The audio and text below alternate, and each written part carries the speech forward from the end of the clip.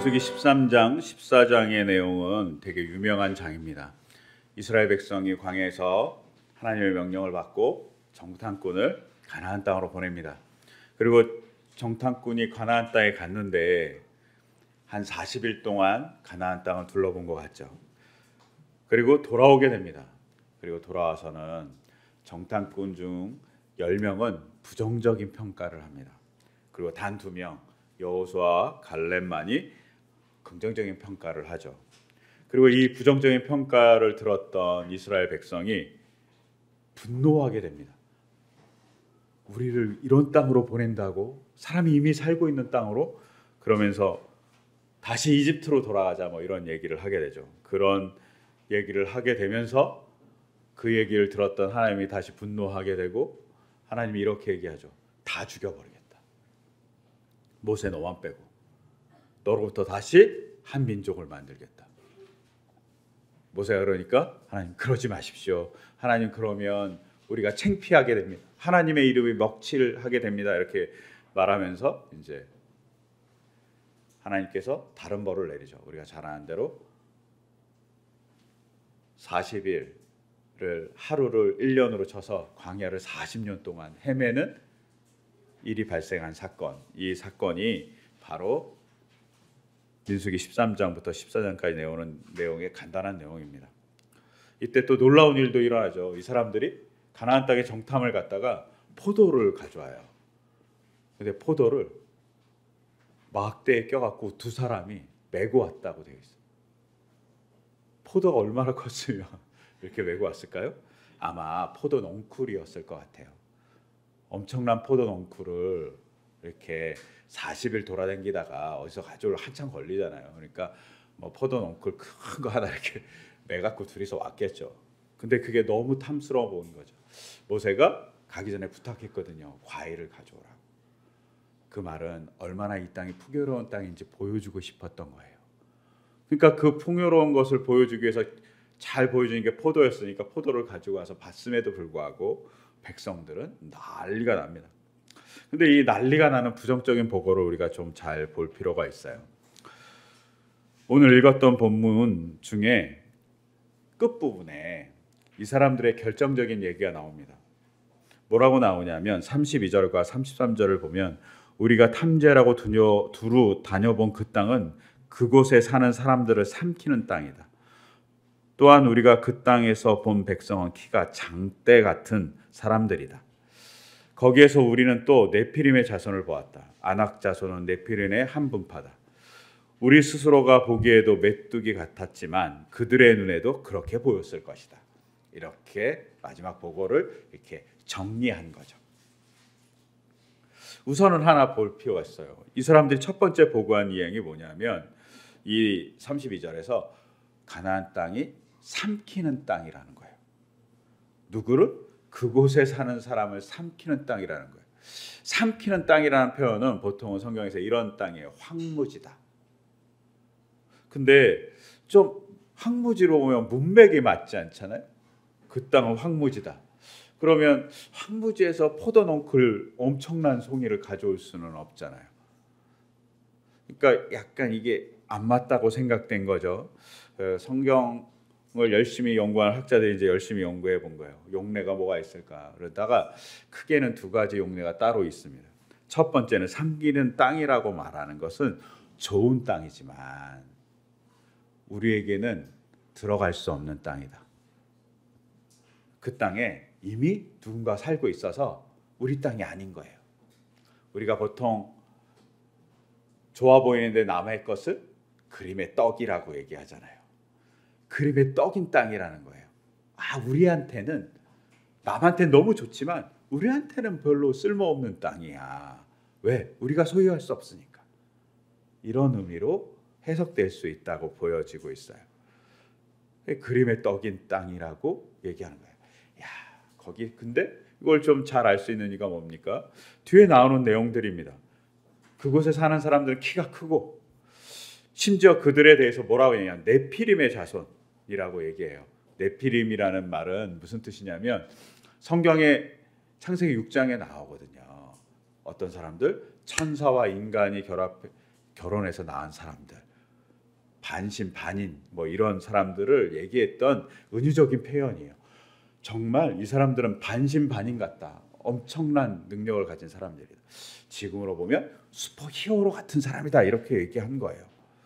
근데 그걸 잘 설명하죠. 안악자손. 안악자손은 거인족인 거예요. 거인족 같은 사람이다. 이렇게 얘기해 주는 거예요. 그러면서 자기가 그 사람들을 봤더니 우린 메뚜기 같다라고 얘기합니다. 그런데 여기에 해석이 첨가돼요. 그들의 눈에도 우리가 그렇게 보일 것이다. 자기가 가나안 사람이 돼본 적도 없잖아요. 근데 이 사람들이 이미 평가합니다. 그들의 눈에도 우리가 메뚜기 같이 보였을 거예요. 어떻게 알아요? 메뚜기 같이 보였는지, 강한 군대로 보일지, 멋있는 사람으로 보일지, 작지만 당돌하게 보일지 어떻게 알아요? 근데 그렇게 얘기합니다.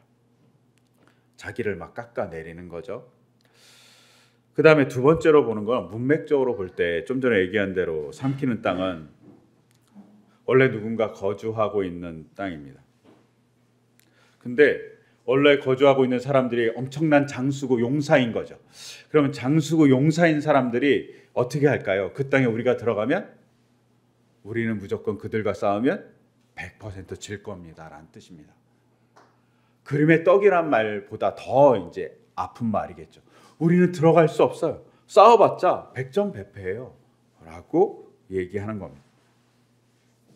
우리는 그들의 상대가 되지 않습니다. 근데 실질적으로 그러지 않았을까요? 가나안 땅이 너무 풍요로운 땅인데 그 땅에서 나오는 곡식을 마음껏 먹었던 사람들은 정말 성장을 잘했을 거예요. 근데 이스라엘 백성은 이집트에서 노예같이 강제 노역을 했어요. 정말 발육이 제대로 되지 않지 않았을까요? 오래전에 기억하실지 모르겠는데 북한의 꽃제비들에 대한 얘기했어요. 꽃제비가 이렇게 어린아이들이 북한에서 탈출해서 중국에 이렇게 돌아다니는 아이들, 그 아이들의 영상에서 그 아이들이 막 국수 공장 아니면 국수 맡던 집에서 버린 그 국수를 집어먹는 사진 영상들이 되게 많았어요. 근데 그 영상에 나온 아이가 되게 조그맸거든요. 얼마나 조그맸냐면 우리 재윤이 그리고 아윤이만 했어요. 근데 물어보는 거예요. 그 영상을 소개시켜 준 사람, 이 아이가 몇 학년 정도 될 것 같냐고. 너무 조그만 아이들인데 그래서 그냥 초등학생 같다고. 아니라고. 중학생이라고. 너무 조그만 거죠. 왜? 영양이 제대로 공급되지 못하니까요. 성장이 안 되는 겁니다. 아마도 이스라엘 백성도 자기들이 성장하지 못한 모습들을 보면서 너무나도 성장이 잘 돼 있는 가나안 백성을 보며 우리는 초라하다, 메뚜기 같다라고 얘기한 거죠. 근데 그것까지는 이해돼요. 그런데 그들의 눈에도 우리가 이렇게 보일 거다. 해석이 첨가됩니다. 근데 갈렙과 여호수아는 오늘 우리가 읽었던 본문의 갈렙은 이렇게 얘기하죠. 아니다. 올라가서 우리가 가면 그 땅을 하나님께서 주실 거라고 얘기합니다. 점령할 수 있다고. 갈렙이 10명이 본 그 내용을 부정하지 않아요. 단 우리가 올라갈 수 있다고. 우리가 메뚜기 같다는 건 아는데 올라가서 하나님의 역사를 이룰 수 있다라고 얘기합니다. 이 상태에서 하나님의 반응은 뭐죠? 분노입니다. 이스라엘 백성이 난리가 났거든요. 이집트로 돌아가겠다고. 근데 여기서 이렇게 얘기했던 사람들이 얘기했던 장소가 어디냐는 거예요.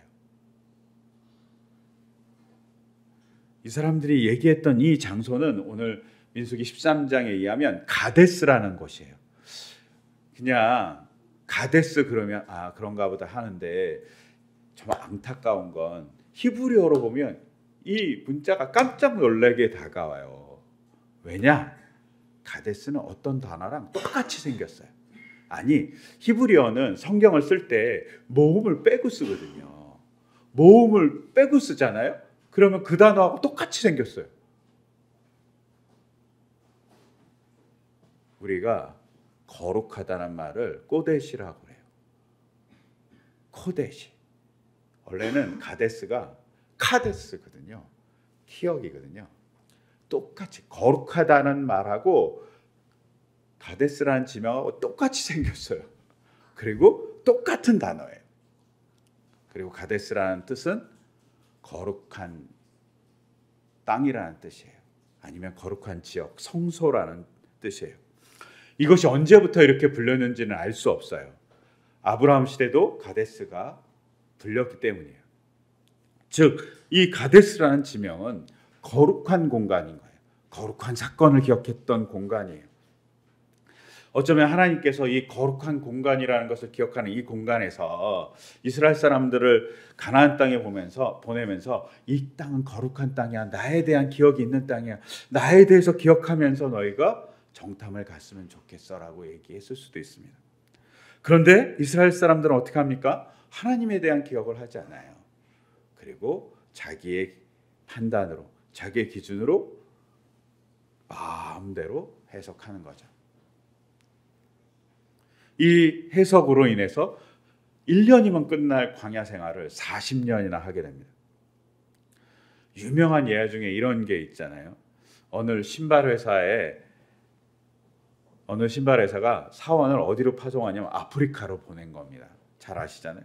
아프리카로 신발을 팔기 위해서 두 사원을 보냈어요. 그랬더니 첫 번째 간 사원은 아프리카를 딱 가자마자 이렇게 보고합니다. 큰일 났다고. 왜 그랬을까요? 아프리카에는 신발을 신는 사람이 아무도 없는 거예요. 맨발로 다녀. 신발을 팔 수 없다는 거예요. 맨발로 다니니 아무도 신발을 안 신는데 어떻게 신발을 팝니까? 라고 보고를 한 거죠. 두 번째 사원은 똑같은 장면을 본 거죠. 신발을 아무도 안 신었어. 그랬더니 이렇게 얘기하죠. 신발을 아무도 안 신었습니다. 그 신발을 신길 수 있는 대상이 천지에 널려 있습니다. 아무도 안 신었으니까 신발을 신기면 되잖아요. 똑같은 장면을 보고 두 사람의 해석이 다릅니다. 마찬가지입니다. 똑같은 가나안의 사건, 너무나도 풍요롭고 너무나도 강해 보이는 민족이 살고 있는 그 땅을 본 사람들의 해석이 두 가지로 나뉘는 거죠. 본 현상은 똑같지만 하나님이 주신 곳이다라는 고백을 하는 사람이 있었고, 하나님이 주시지 않았고 우리를 여기서 죽게 했다. 심지어 이스라엘 사람들은 이렇게 얘기해요. 차라리 우리가 이집트에서 죽었으면 좋았을 뻔. 아니, 심지어 뭐라고 얘기하냐면 광야에서 죽었으면 좋았을 것을 왜 가나안 땅에 가서 죽게 만드냐고 하나님께 불평하는 사람들이 존재했습니다. 여러분, 중요한 것은 어떻게 사실을 해석하느냐에 달려 있습니다. 사실이 정확하게 무슨 의미인지 알기 되게 어렵거든요. 그러면 그 사실을 가지고 해석하는 것이 중요합니다. 똑같은 현상에 대해서. 그럴 때 그 사건은 나에게 하나님의 역사의 통로가 되기도 하고 아니면 하나님의 분노의 통로가 되기도 하죠. 이스라엘 백성은 이 해석의 장면에서 10명은 그리고 이스라엘 백성 전체는 잘못된 해석을 따라갑니다. 왜 이렇게 따라갔을까요? 그들의 욕구가 있었고 그들이 이미 짜놓은 환상이 있었습니다. 마음대로 얘기하잖아요. 자기가 메뚜기 같다고 얘기하는 것까지 이해하지만 그들의 눈에도 우리가 메뚜기 같아요. 그들이 아닌데 자기 마음대로 상상합니다. 자기 마음대로 기준을 세우고 자기 마음대로 추측하는 것이죠. 잘못된 해석을 해갑니다. 이렇게 한 이유는 그들이 마음대로 만들어놓은 가나안 땅에 대한 신화가 있고 하나님의 이야기를 귀담아 듣지 않았던 것. 하나님 분명 가나안 땅에 사람이 살고 있었다고 얘기했어요. 모세가 오늘 보냈던 장면에서 민수기 13장 중간쯤에 보면 이렇게 되어 있어요. 그 땅이 장막으로 되어 있는지 그 땅이 정말 성곽으로 쌓여있는 요새로 되어 있는지 확인하고 와라. 그 땅이 풍요로운 땅인지 메마른 땅인지 확인하고 와라. 근데 우리가 잘 알죠. 모세가 왕자의 교육을 받았다며요. 제가 이스라엘에 한 번 갔는데 이스라엘에 가서 가장 크게 놀란 몇 가지 장소가 있는데 그 중에 하나가 벳산이었어요.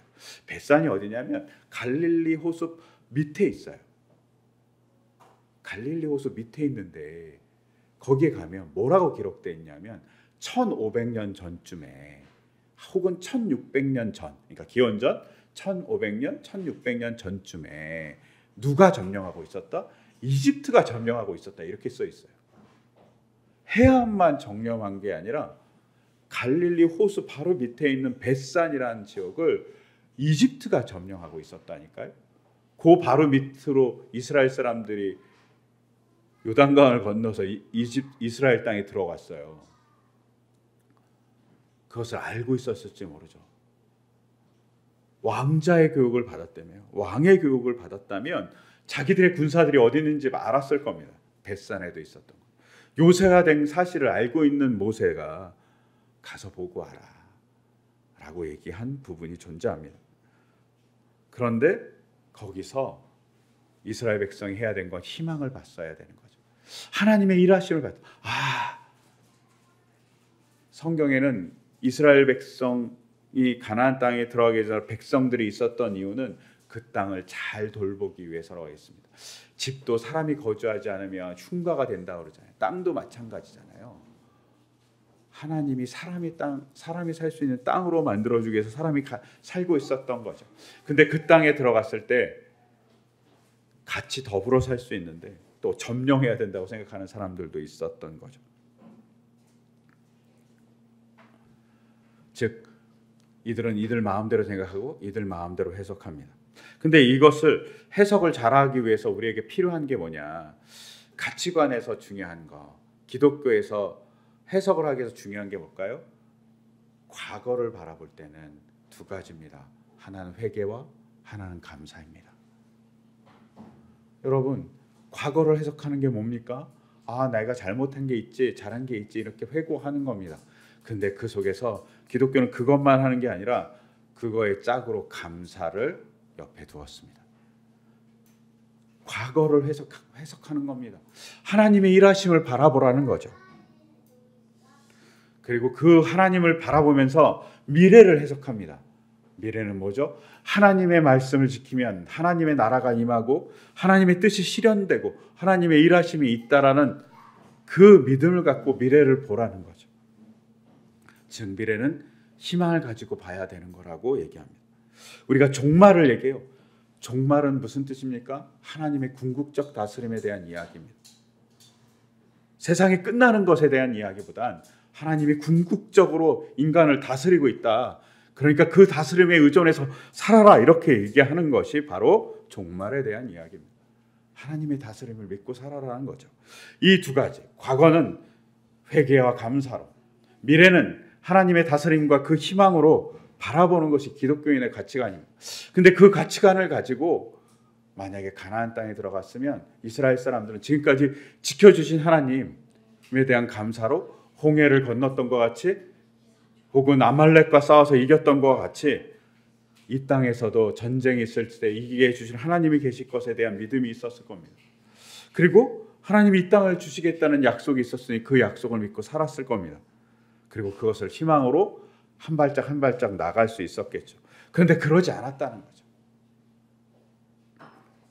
과거에 대한 회개와 감사가 없었고 미래에 대한 하나님의 말씀에 대한 신뢰와 하나님의 일하심에 대한 믿음과 희망이 존재하지 않으니 불평이 된 거죠. 여러분, 하나님께서 모세에게 그 땅을 탐지하라고 그래요. 탐지, 막 이렇게 탐사하다같이 뭐 지뢰 탐지하듯이 탐지하다 이런 말이 아니라 탐지하다는 투르라는 히브리어는 뭐냐면 지혜를 얻기 위해서 살피다라는 뜻입니다. 혹은 장사하기 위해서 돌아다니다 이런 뜻을 더불어 갖고 있어요. 즉 하나님의 지혜를 얻기 위해서, 아니 하나님의 지혜를 보기 위해서 그 땅을 보라고 얘기한 건데 이 사람들은 그 땅을 뭐로 봐요? 그냥 인간적인 눈으로 자기의 가치평가 기준으로만 봅니다. 그러니 제대로 볼 수 없었던 거죠. 이것이 이스라엘 사람들의 한계였던 거죠. 절망의 순간 혹은 절망같이 보이는 곳에서 하나님을 보라고 끊임없이 광야에서 교육했는데 그걸 보지 못한 거죠. 여러분, 이런 절망의 순간의 끝판왕은 저는 예수님 같아요. 오늘 우리가 읽었던 본문인 마태복음 너무나도 아름다운 본문이죠. 보아라 동정녀가 잉타하여 아들을 낳을 것이니 그의 이름을 임마누엘이라 할 것이다. 동정녀가 아들을 낳을 거라고 얘기합니다. 여러분, 현대로 바꾸면 미혼모가 아들을 낳을 거라는 거예요. 결혼하지 않은 여자가 아들을 낳을 거라는 거예요. 근데 이 사건이 미화되어 있지만 또한 이 사건이 대단히 나쁘게도 얘기하기도 했었죠. 예수님 당시에. 왜요? 예수님의 아빠는 로마 군병이었다라는 얘기가 있기도 하기 때문입니다. 그렇게 소문을 퍼뜨린 사람들도 존재해요. 이 말은 뭡니까? 예수님이 어린 시절 살았을 때 어떤 눈총을 받았을지 알 수 있는 장면 중에 하나예요. 예수님의 마을에서는 이렇게 얘기할 수 있어요. 원래는 정원 관계를 가졌을 땐 부부 관계를 갖지 않는데 요셉과 마리아가 그걸 어기고 부부 관계를 가진 거죠. 그래서 아들이 태어났다. 저 부부는 정결하지 못한 부부야. 이렇게 얘기할 수도 있는 장면일 수 있어요. 예수님의 태생은 대단히 절망스럽죠. 날 때부터 아유 쟤네 엄마 아빠는 대단히 불결한 엄마야. 율법도 잘 안 지켜. 이렇게 얘기했던 가정일 수 있어요. 어떻습니까? 또한 예수님이 태어났을 때 헤롯은 예수님을 죽이기 위해서 베들레헴의 영아를 살해합니다. 정부가 지켜주지 않습니다. 정부가 아이를 보호해주지 않아요. 정부가 살해를 하려고 해요. 그게 예수님의 절망스러운 자리입니다. 또한 어떻습니까? 예수님이 크면서 이런 얘기를 듣는 거죠. 네가 태어났을 때 너의 동료들은 다 죽었어. 베들레헴에 있는 애들은. 이 속에 예수님 마음속에 가책이 있지 않을까요? 옛날 영화 곡성에서 그걸 인용하기도 했죠. 가책이 있을 수 있습니다. 누군가가 너 때문에 다 죽은 거야. 이런 얘기도 할 수 있지 않겠습니까? 또한 예수님의 아버지는 목수라고 되어 있습니다. 목수라는 게 뭐 나무 의자를 만들고 가구를 만들고 이럴 수도 있지만 그 당시 목수는 지금으로 말하면 일용직 노동자입니다. 일용직 노동자란 말은 소작인도 못 된다는 거예요. 농토를 상실하고 소작도 못해서 그냥 자기 몸을 파는 사람이 됐다는 거예요. 가장 낮은 계급의 사람, 가장 가난한 사람이란 뜻을 갖고 있어요. 예수님의 가정은 가정적으로도 경제적으로도 가장 낙후되어 있는 사람들의 가정인 거죠. 또 어떻습니까? 예수님의 아버지에 대한 기록은 예수님이 12살 때까지입니다. 12살 이후에는 기록이 존재하지 않아요. 그러면 어떤 뜻일까요? 어떤 면에서 예수님의 아버지인 요셉은 되게 일찍 돌아가셨을 거예요. 즉 소년 가장으로서의 예수님이 있었을 수 있어요. 여성은 노동하지 않았으니까. 제가 이렇게 복지센터에서 주중에 일하잖아요. 근데 가장 어려운 가정들을 보면 다 한부모 가정이에요. 아빠 혼자든 엄마 혼자든 너무 어려워요. 경제적으로든 정서적으로든. 이 당시도 마찬가지였을 거예요. 예수님의 가정은 너무나도 어려운 환경 안에 있었을 것입니다. 심지어 이런 상황에서 예수님은 버림받아요. 누구한테? 이스라엘 백성들한테 버림받아 십자가에 박혀요. 심지어는 하나님의 말씀을 너무나도 잘 안다고 생각하는 율법학자가 버려요. 십자가에 달라고 그래. 종교 지도자들이 예수님을 막 십자가에 달려고 해. 로마의 의탁한 종교 지도자들은 가이사가 왕인데 예수님이 왕이라고 그랬다고 그러면서 예수님을 못 바꾸려고 해요. 종교 지도자들이 이렇게 예수님을 버리죠. 심지어 누가 버립니까? 예수님의 제자들이 버립니다. 예수님이 못 바뀐 현장에 예수님이 고쳐졌던 나병 환자가 오거나 예수님이 고쳐졌던 시각장애인이 오거나 예수님이 치유했던 여인이 와서 예수님을 봤다는 얘기가 존재하지 않아요. 예수님이 사랑을 베풀었던 사람도 예수님을 찾아오지 않아요. 그리고 누가 버립니까? 진짜 아버지라고 얘기하는 하나님이 버립니다. 그러니 십자가의 상에서 나의 아버지 어찌하여 나를 버리십니까? 라고 얘기하십니다. 여러분, 하나님까지 버리는 그 경험, 나의 하나님 어찌하여 나를 버리십니까? 하는 그런 버림받는 것까지 했던 예수님의 삶의 자리는 바로 가장 큰 절망의 자리죠. 근데 그 가장 큰 절망의 자리에서 해석하는 예수님이 있습니다. 뭘 해석하죠? 나의 영혼은 아버지 손에 의탁한다고. 예수님의 마지막 말씀이죠. 믿음으로 해석하는 거죠. 나의 영혼은 아버지 손에 의탁한다고.